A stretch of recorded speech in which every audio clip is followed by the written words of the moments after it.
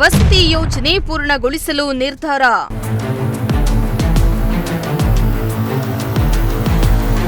ಶಾಸಕ ಟಿಬಿ ಜಯಚಂದ್ರ ನೇತೃತ್ವದಲ್ಲಿ ನಡೆದ ಸಭೆಯಲ್ಲಿ ತೀರ್ಮಾನ.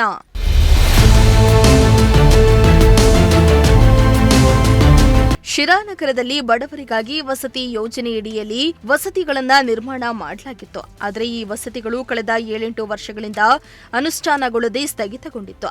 ಈ ಬಗ್ಗೆ ಹಲವು ಬಾರಿ ಶಾಸಕರ ಗಮನಕ್ಕೂ ಕೂಡ ತರಲಾಗಿತ್ತು.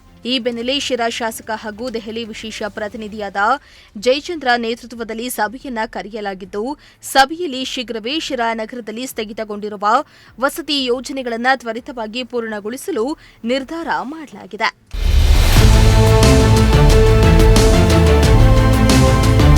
ಇನ್ನು ಬೆಂಗಳೂರಿನ ವಿಧಾನಸೌಧದಲ್ಲಿ ಶಾಸಕ ಜಯಚಂದ್ರ ಅವರು ಸಭೆಯನ್ನ ಕರೆಯಲಾಗಿದ್ದು, ಸಭೆಯಲ್ಲಿ ವಸತಿ ಇಲಾಖೆ ಕಾರ್ಯದರ್ಶಿ ಕೆಪಿ ಮೋಹನ್ ರಾಜ, ರಾಜೀವ್ ಗಾಂಧಿ ವಸತಿ ನಿಗಮದ ವ್ಯವಸ್ಥಾಪಕ ನಿರ್ದೇಶಕರಾದ ಪರಶುರಾಮ್ ಶಿನ್ನಾಳಕರ್, ಕರ್ನಾಟಕ ಕೊಳಗೇರಿ ಅಭಿವೃದ್ಧಿ ಮಂಡಳಿ ಆಯುಕ್ತರಾದ ಅಶೋಕ್, ತುಮಕೂರು ನಿರ್ಮಿತಿ ಕೇಂದ್ರದ ಯೋಜನಾ ವ್ಯವಸ್ಥಾಪಕರಾದ ರಾಜಶೇಖರ್ ಸೇರಿದಂತೆ ವಸತಿ ಇಲಾಖೆಯ ಅಧಿಕಾರಿಗಳು ಸಭೆಯಲ್ಲಿ ಭಾಗವಹಿಸಿದ್ದು, ವಸತಿ ಯೋಜನೆ ಸಂಬಂಧ ಚರ್ಚೆಯನ್ನ ನಡೆಸಲಾಗಿತ್ತು. ಇನ್ನು ಸಭೆಯಲ್ಲಿ ಶಿರಾ ನಗರದಲ್ಲಿ ಕೊಳಗೇರಿ ಅಭಿವೃದ್ಧಿ ಮಂಡಳಿ ನಿರ್ಮಿಸುತ್ತಾ ಇರುವ 3 ಅಂತಸ್ತಿನ 1000 ಮನೆಗಳ ಯೋಜನೆ ನೆನೆಗುದಿಗೆ ಬಿದ್ದಿದ್ದು, ಬಿಡಿ ಕಾರ್ಮಿಕರಿಗೆ ಹಂಚಿಕೆಯಾಗಿರುವ 282 ಮನೆಗಳಲ್ಲಿ 69 ಮನೆಗಳಿಗೆ ಹಣಕಾಸು ವರ್ಗಾವಣೆ ಬಾಕಿ ಇದೆ.